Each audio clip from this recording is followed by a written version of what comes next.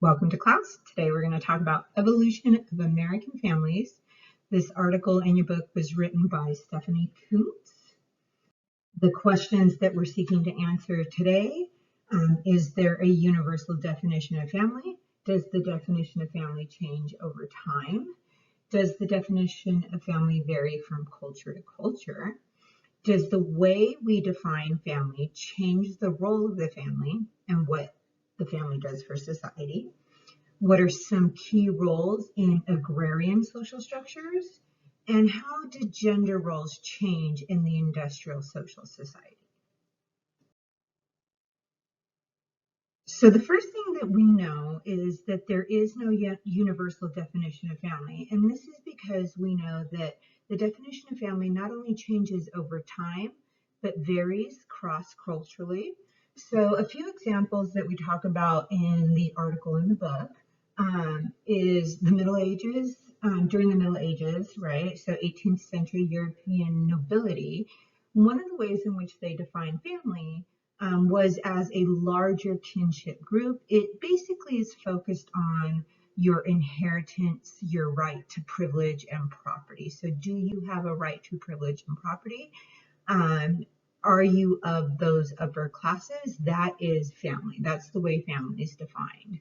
As you move through into the middle class Europeans and North American, they're commonly referring to family as anyone who is living under a household. So during the 18th century, middle class Europeans and North Americans would have had servants and people working within their household.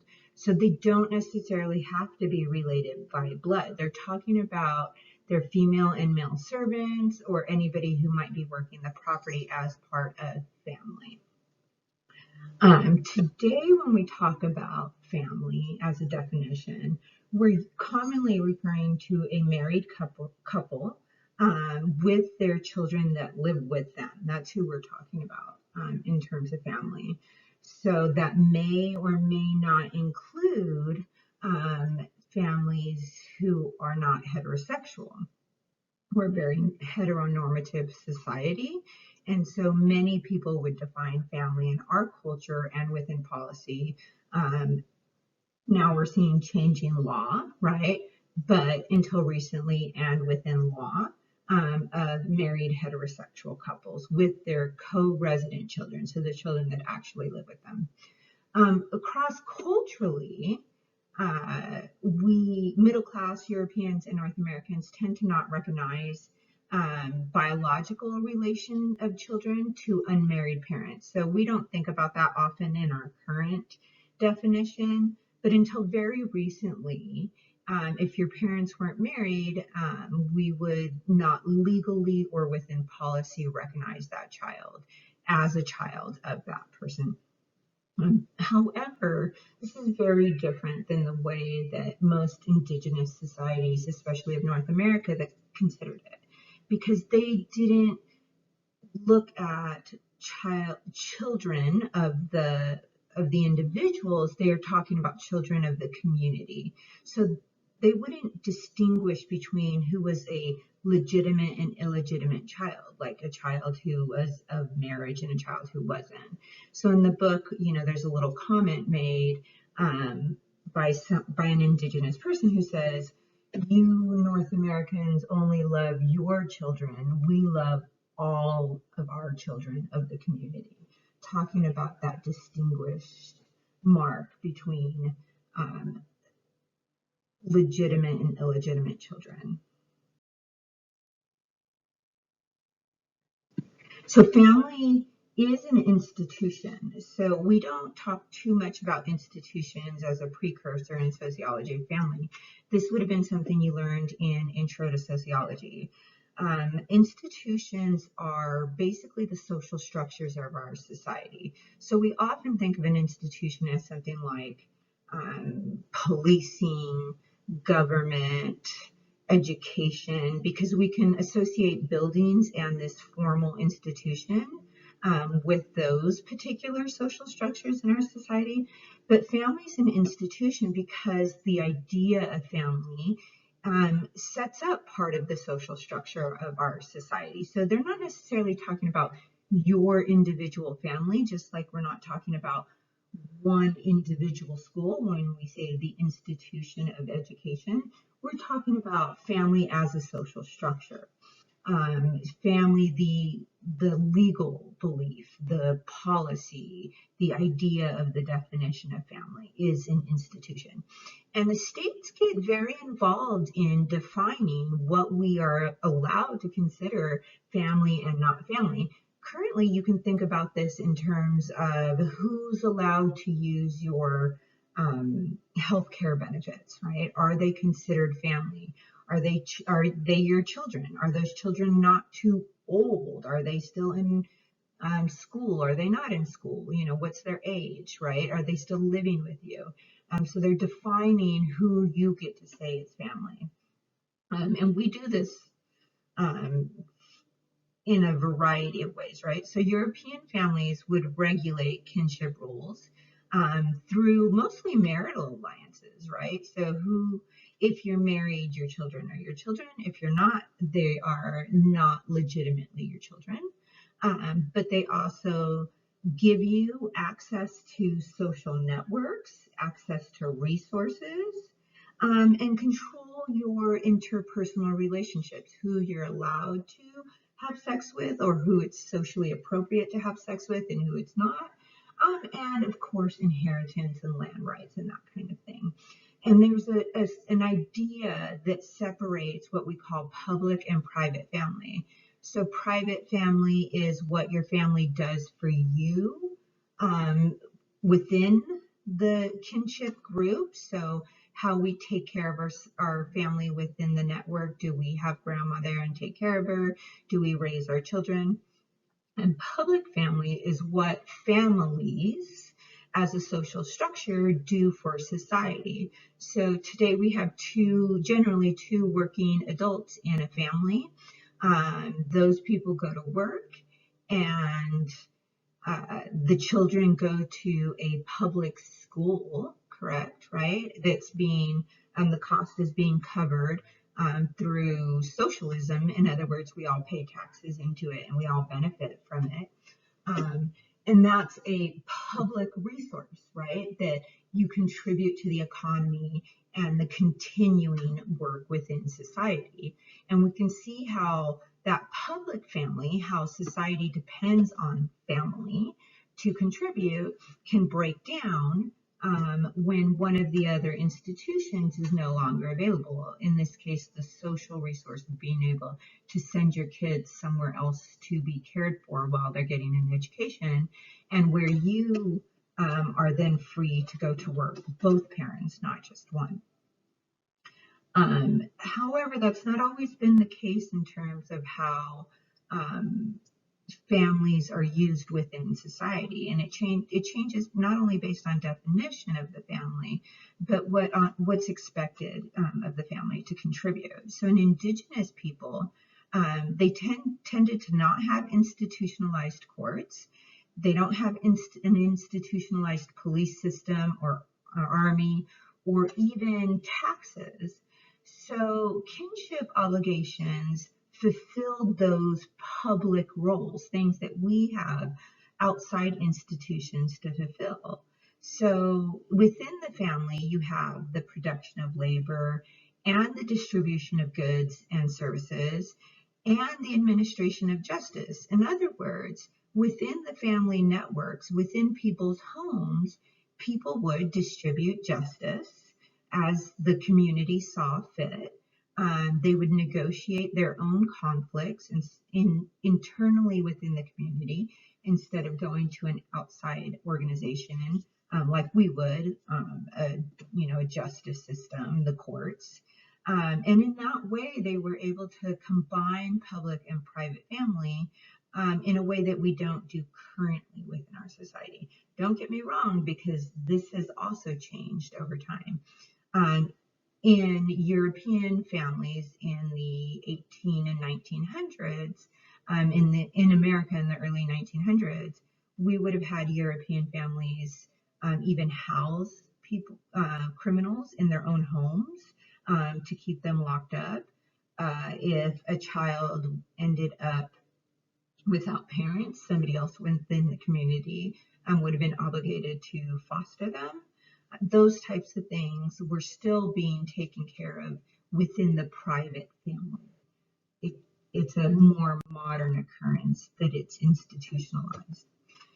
So we know anthropologist J.P. Murdoch defined family as a social unit that shares common residence, economic cooperation, and reproduction. So those are three things we actually can agree on, right? If we think about his definition, it's fairly familiar to us, right? So we would probably agree. So I want you to just think about for a second, what type of family are you picturing when you're thinking about a family that shares a residence, that cooperates economically, and that shares reproduction? You're probably considering a fairly nuclear modern American family. Would you also agree, though, that parental responsibility is to ensure a child develops access to a support system, social knowledge beyond what the immediate family can provide? In our current modern way of raising children within the nuclear family, we keep our children home for an extended period of time, usually now, today, until their early 20s. That we expect a strong mother and father bond with their children. And we expect most of the care for and connections to the outside world to come through the immediate parents. However, culturally, that could be considered from other cultures as a way of being selfish, narcissistic, and isolating. Now, those seem like very negative terms, right? We don't think about our modern way of raising children as selfish or narcissistic or isolating. But many cultures stress child exchange, fostering as a way to cement social ties. Now, you probably didn't even think about this, and your culture might do it as well. In your family, in your culture, is it common for children to go and stay for extended periods with aunts and uncles or grandparents to help raise children? So would that may be considered something negative in modern American culture, but in broader cultures or throughout time, that was considered a way to cement more access to resources and different social ties within the broader community.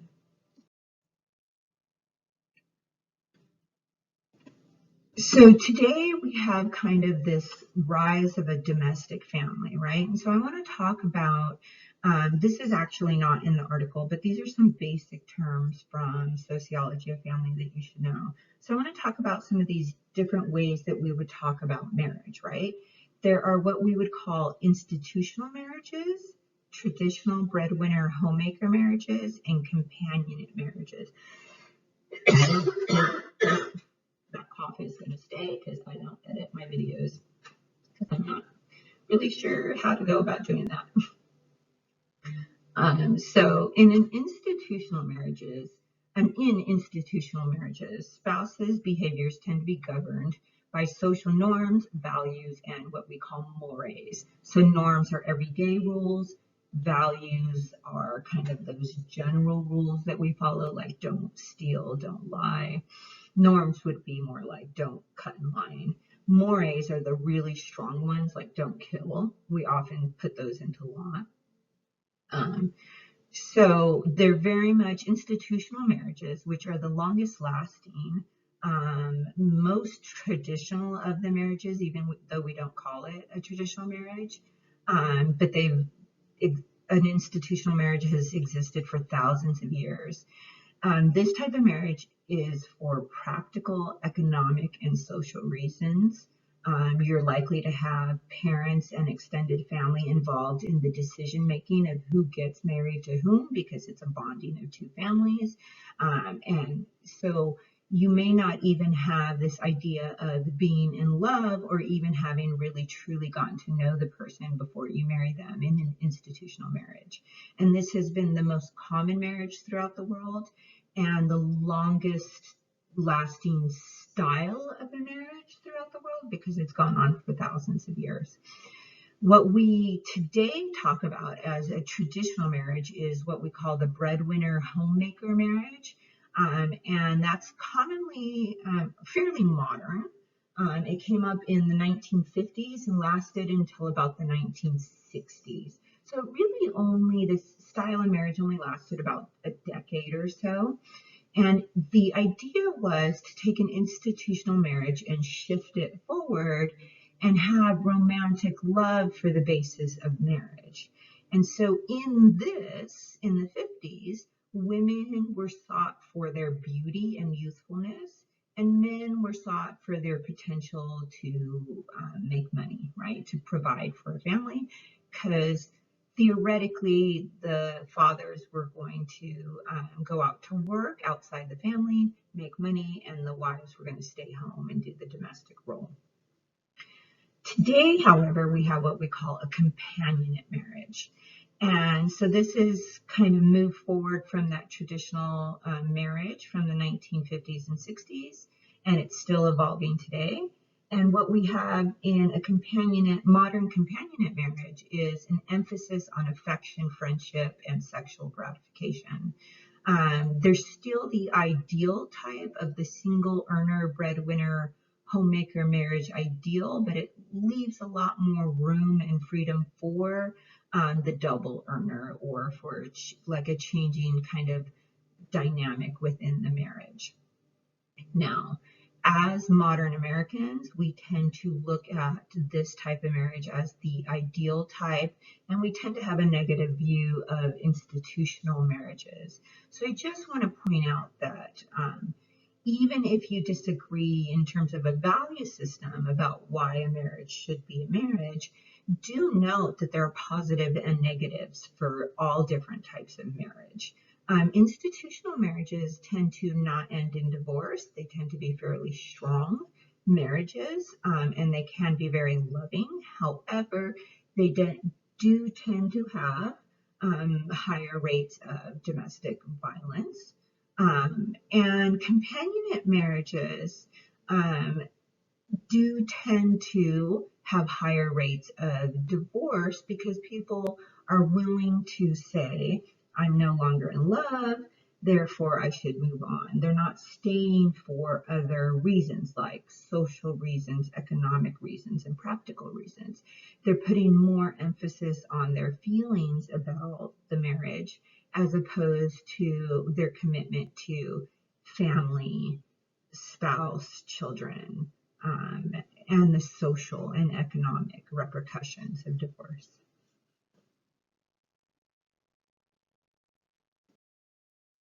So not only are families defined by the culture in which they exist, but also by the mode of production, the way in which human beings make their living. There's essentially 6 types through time: hunting and gathering, pastoral and horticultural, agricultural, industrial, post-industrial, and biotech. The article that we read talks about 2 of those types. Hunting and gathering is pretty self-explanatory. Those societies hunted and gathered food. Pastoral and horticultural societies had pasture animals and cultivated fruits and vegetables. Agricultural societies were farming societies. Industrial, think factory workers and factory societies. Post-industrial society or information society is what we currently live in. Most people would have service jobs, so a teacher, a lawyer, a doctor, a waitress, a chef. All of those pretty much are information jobs, or what we would call service jobs. You're providing a service. And then we're moving into what we would call a biotech society, where more people would have biotechnical jobs. So let's talk about agricultural and industrial societies. In agrarian Victorian social structure, right, in the colonial era, it family insisted that or society insisted that everybody needed to be a member of a family, and in doing so, you were a member of a household, right? So remember that this connects to our 18th century definition of family. So you couldn't be a young woman living on your own. You had to be under a head of household and accept the authority of a head of household. This would have been land owning, generally white male, almost always. The entire family would work through the homestead, so meaning everybody who lived on that homestead. Women, children, and lower class members of society were considered part of the family under that head of household.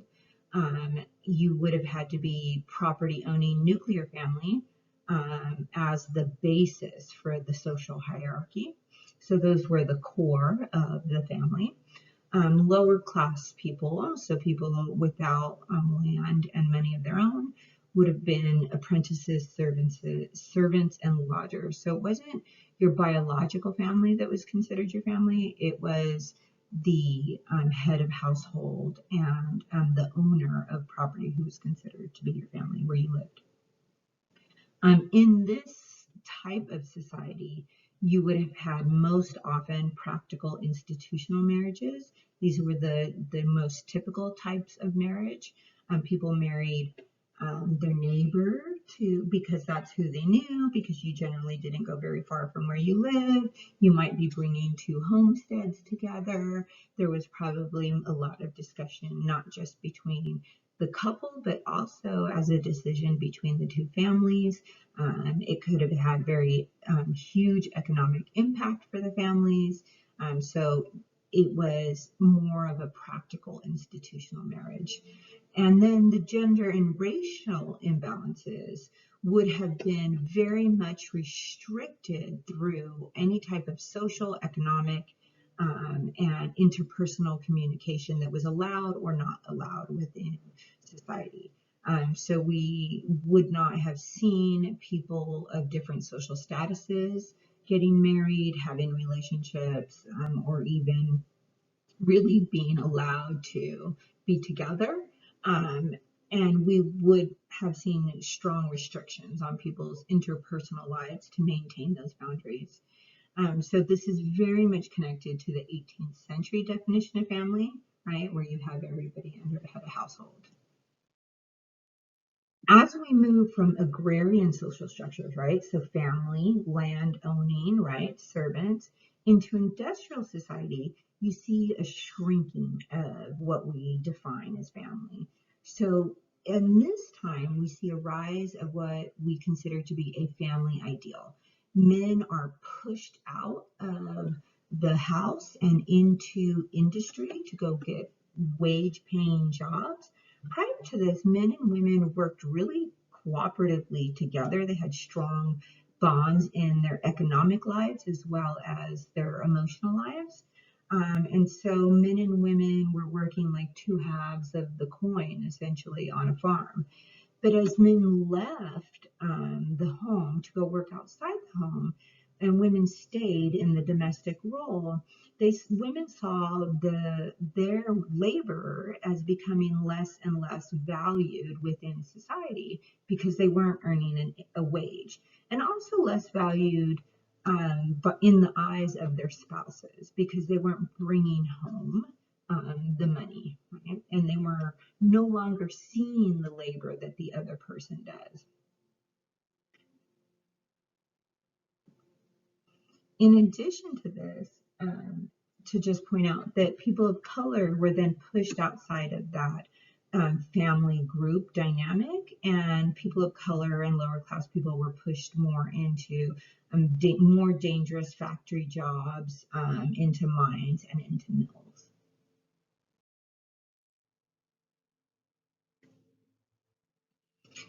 And I earlier mentioned quickly that it shrank, right? So we see this shrinking of the definition of family, and it separated the private nuclear family from those lower class servants. So family would refer to the married couple only in terms of who that married couple is and their children. Immigrants and people of color are left on their own. They go to their own homes, but they also are looked to clean, cook, and raise the children of wealthy white middle class families, but then they're more likely to leave at night, or even if they're within the home, they're still not considered to be part of the family any longer. And then lower class men moved into those dangerous factory mining jobs. With the new family ideal, we see a rise in what we call the white domestic middle class family. And so in this ideal type of family, there was a separation of home and work, right? So there's this idea that home is a safe place, it's a place of comfort, it's a place of rest, and work is a place to labor. You see the reduction of the household membership to its nuclear core. You see women having less children, so 2.5 children become the norm, 2 or 3. You see an extended adolescence. As we have less children, we take care of them for longer. So children are no longer adults at 13, 14, 15. Now they're adults at 18, 19, and today I would say early 20s. You see a stronger division of labor. It becomes even more prominent. And you see stronger division of racial labor.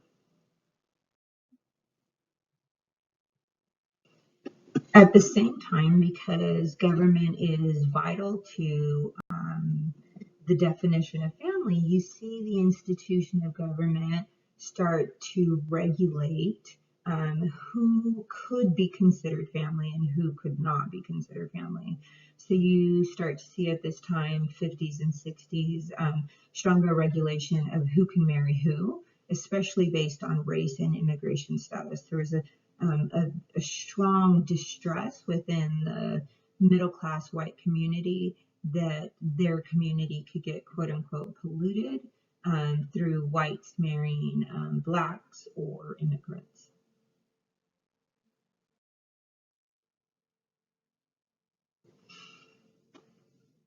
With this, we see economic prosperity for that growing middle class, and they become very much a consumer economy. And so previously, I think we were talking about how the public family, one of the roles of the public family is to go into the labor force and to pay taxes and to create part of that economy. The other half of that is to be consumers within society.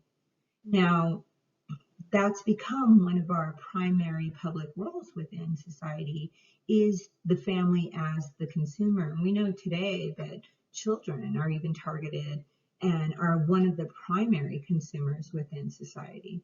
So because the 20th century saw mass production, consumption, and communication, we see kind of this idea of spending and buying and what you own as vital to your designation as a family and that ideal type family, right? Did you make it? Do you have the home? Do you have the big home? Do you have the car? Do you have those types of things? At the same time, we still see this ideal type of a breadwinner homemaker family. Children attended school rather than going to work, right? So children are extending their adolescence. In the 50s, dating replaced courting or calling. Courting or calling is a form of dating where men usually went into the woman's home. Um, it was controlled by family and largely controlled by women, right? Courting was.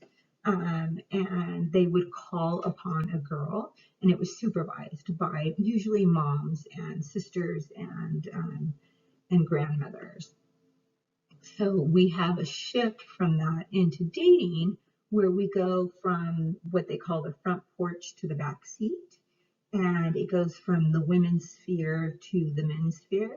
and women then leave and go in cars and go on dates with boys instead of boys coming to visit girls in their family home.